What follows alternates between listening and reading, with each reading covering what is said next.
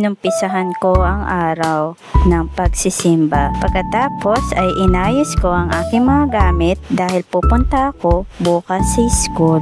Ano-anong mga gamit ang dala ko bukas? Selfie stick, power bank, face powder, suklay, alcohol, wallet, tumbler, Bluetooth remote control, earpod, house key, and wow key, fruities, at iPad. At ilalagay ko na ito sa aking bag. Kasama na rito ang BE Form 5 at BE Form 4.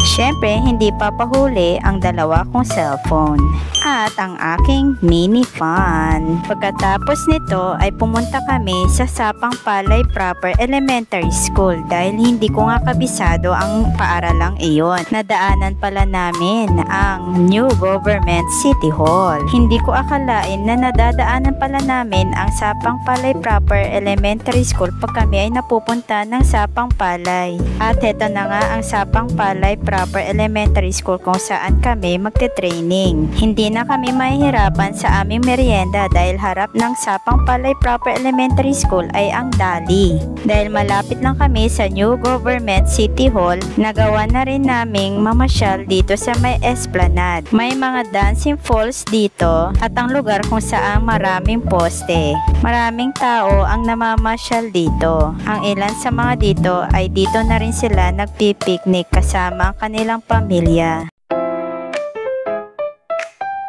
Maaga ako today dahil day 1 ng aming matatag training. Nakahanda na rin ang mga gamit ko sa aking pag-alis. Nagmotor lang kami, hindi ko ginamit ang aking e-bike dahil napakalayo nga naman ang Sapang Palay Proper Elementary School. Kaya gamit ang motor ng aking Diyosawa, heto at bumiyahe na kami. Pagdating pa lang sa location, napakarami ng tao. Lahat yan ay grade 2 teachers ng iba't ibang paaralan kasama ng Heroesville Elementary School. Pagdating ko ay nag-register na ako. Pagkatapos ay bumalik na ako sa aking upuan. Sa bandang likod pala kami nakaupo dahil yan lang ang na-reserve ng aming kasama. Medyo late na rin kami nakapag-start dahil ang dami naming nagre-register. Honestly, hindi pa nga tapos mag-register ang iba dyan eh. After break time ay nagpunta na kami sa kanya-kanyang room para dito ipagpatuloy ang aming training sa matatag curriculum. Medyo nakakangalay umupo pero kailangang tiisin para sa kaalaman.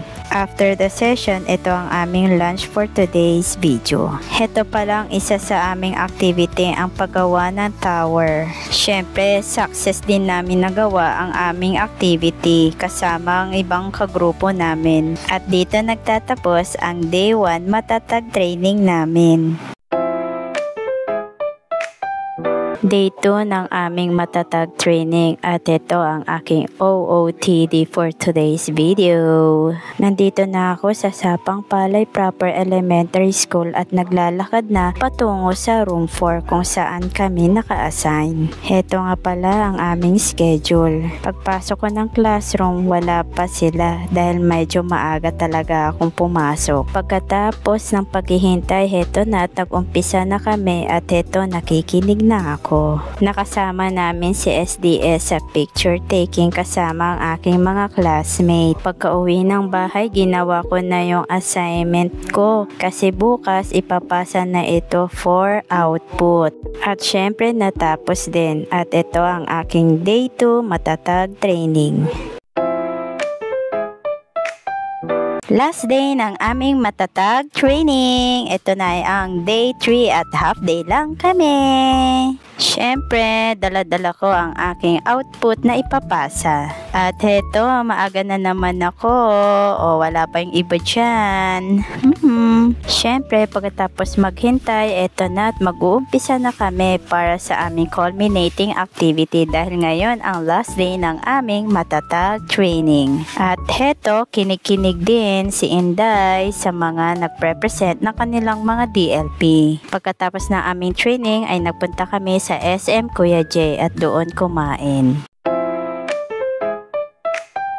Walang masyadong ganap sa araw na ito kaya ang ginawa ko, nag-download ako ng app ng Shein at tinignan ko, nag-browse ako dito, baka may ma-order ako. Tingin ng kung ano-ano pero nakita ko medyo mahal kaya hindi ko na lang tinuloy mag-order dito at kinancel ko na lang. Kaya nagbasa muna ako sa Messenger at hindi ine-expect na may nabasa ako. My gosh, nagulantang ang inyong inday. Kinagabihan, ayan, in-upload ko na yung videos ko kay Yulo. Ayan, sa lahat ng social media ko. And besides, mas natutuwa ako dito sa shorts video kasi mas lumalaki ang mga views ko rito. So, ayan na muna sa araw na ito.